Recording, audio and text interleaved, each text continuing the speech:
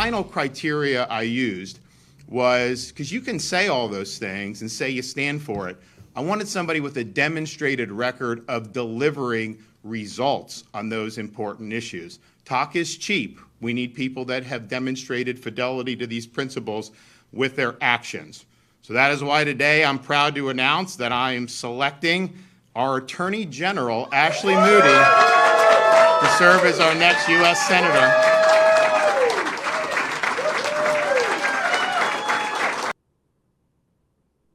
Okay. What does that mean? I mean, this Ashley Moody character, what do you know about her? We don't have very many good senators. There's like 4 of them. Is she going to be one of them? Let's ask Vince about that. Joining me now, host of the Vince Coglianese show, Vince Coglianese himself. Okay, Vince, most people don't live in Florida. While politicos like you and I are going to be familiar with Ashley Moody, most people are not. Who is she? What's she all about? Well, Ashley Moody is one of the good Republicans who were one of the few people who had a chance to fight back against the Biden administration with any power. Because remember, these past few years, Republicans have been in the political wilderness. And so the only people who really had a chance to fight back against the Biden administration were the state attorneys general. And in Florida, Ashley Moody has been one of those. She has fought back against the COVID mandates imposed by the Biden administration.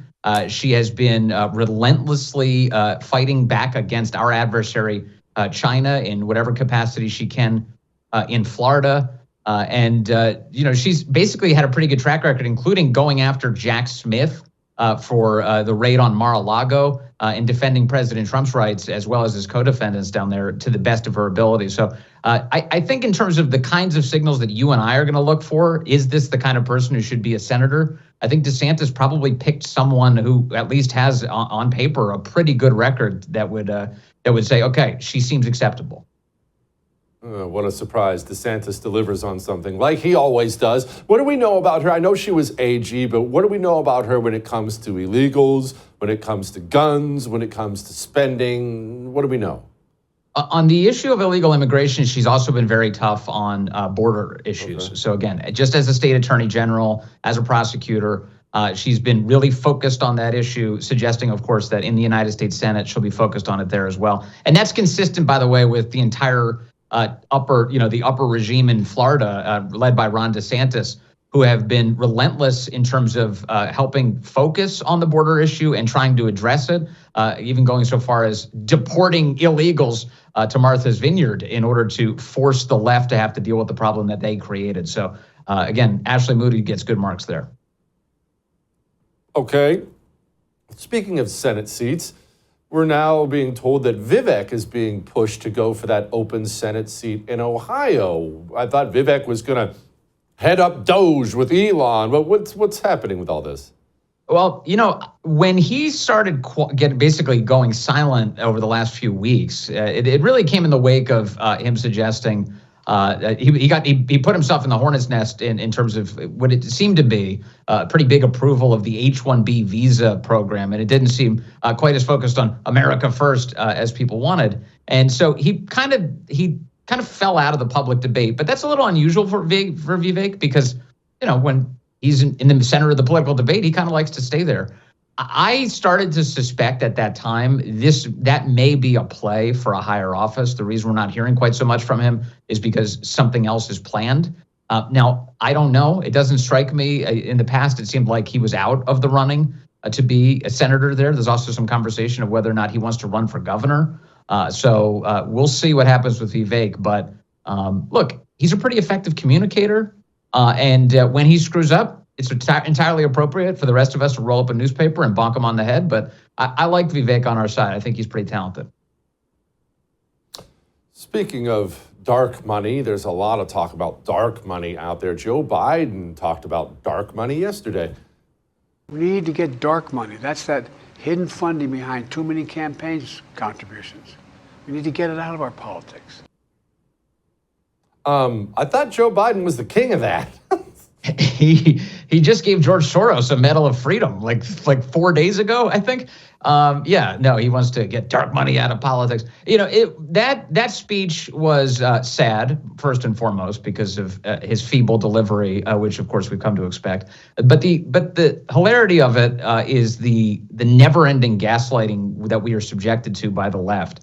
For him to sit there and suggest that there's an oligarchy forming, that there's rich interests, dark money interests who are forming to take over the country is pretty rich, coming from a guy whose party controls almost every single meaningful institution in our country, has done it with glee and with reckless abandon.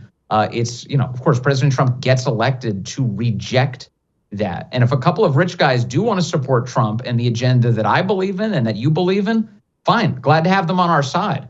That doesn't mean we stop scrutinizing them. But the idea that the left is somehow speaking for the common man is just flatly absurd and untrue, especially given that they seem to only line their own pockets and serve their own interests. Hunter Biden was standing in the room with Joe as he made that address last night. And so they're as brazen as ever. The External Revenue Service. This is an idea of Trump's. I'm assuming it's one he's going to follow through on. What do we think about this? What do we know about this? Well, this gets to the point that the president made on the campaign trail relentlessly, which is he wants to get back to the late 1800s structure of the United States when it came to how we collect revenues, and that was to impose tariffs on foreign countries and to encourage the production of American-made products, and which consumers, of course, would turn to in an environment where you have international products being more expensive. We're dealing with a lot of adversaries who play by very unfair rules, especially China, which steals so much technology and is, of course, very meddlesome. They rely on slave labor. I mean, it's about as awful as it can possibly get in terms of China's manufacturing and their process. It's not a fair playing field. The president wants to address that, and he thinks it's going to be very good for the country. So with that in mind, I hate the IRS. I hate having to deal with them every year. The idea that somebody else would be paying revenues to the Treasury outside of this country, the External Revenue Service, I'm feeling good about that already. And in terms of how it would work, look, these agencies, including the Treasury Department specifically, they've already got offices dedicated to how they handle tariffs. He's probably going to rename a couple of them, call it the External Revenue Service. But the big thing here, Jesse, is it's a sign of his seriousness. He wasn't just saying it to get elected. He meant it. I like it.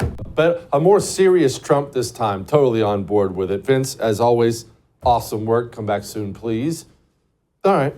I would thank you for coming to my YouTube channel, but I know how brilliant it is, and I know you love it here. So subscribe and watch. We're going to start really ramping things up and putting some funny stuff, some interesting stuff out there, some collaborations. Either way, my YouTube channel is officially the place to be. So stick around.